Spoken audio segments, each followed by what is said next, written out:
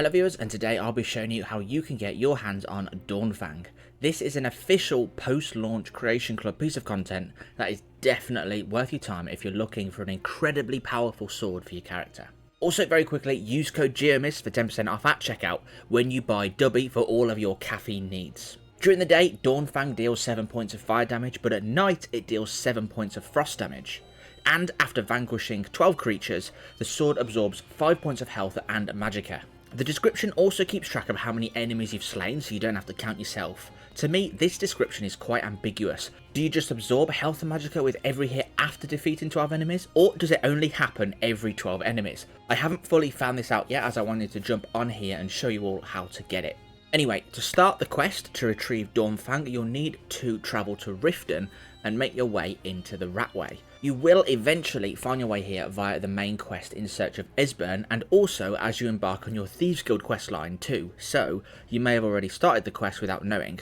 Read the public notice on the door into the Ratway and the quest will begin. It's called A Soul Divided.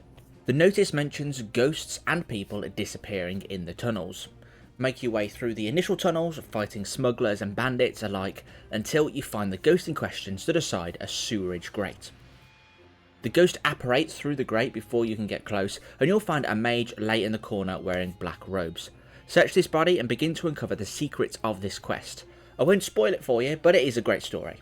Interact with the grate known as the Guardian Vault, and you will quickly find yourself in a magical sanctum with the ghost and the sword waiting in the centre.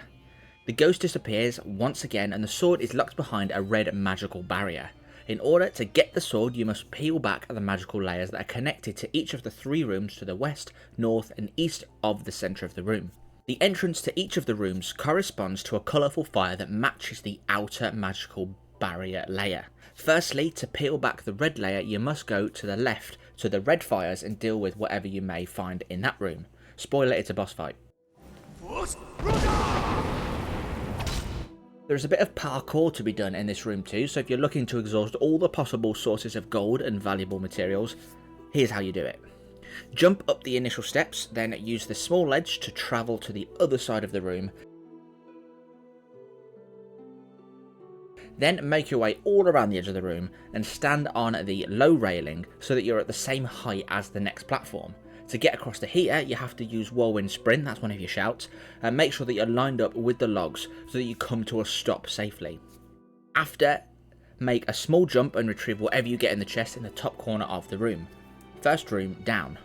Now, returning to the centre room, you will see that the magical barrier has changed from red to a green glow and the northern room has opened. Once again, complete the task in there and grab anything else that takes your fancy. I managed to actually sneak attack this boss in this room, so it was over fairly quickly. Maybe you could do the same. Do note that there are some extra enemies and loot at the bottom of the stairs to where the waterfall leads if you're feeling extra adventurous. But anyway, once again, go back to the main room when you're done.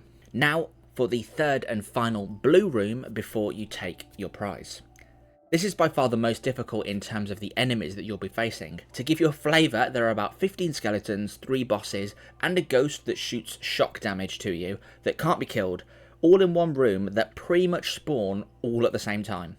If you can survive this though, you will be rewarded with a full set of Blades armour for defeating that last boss, including the samurai-esque sword and their round shield. This is an awesome set, but it is heavy armour, so not much good for my stealthy Argonian. Finally, head back to the centre room to find the finally released Blades Captain embracing his beloved wife. The barrier lifts from around the sword and you can take it as your own. If you found this video helpful, then it would be amazing if you could leave a like and give the video a little push in the right direction for the algorithm, and subscribing is the best way that you can make sure that you don't miss my next upload. Thank you very much for watching, and I shall see you in the next one.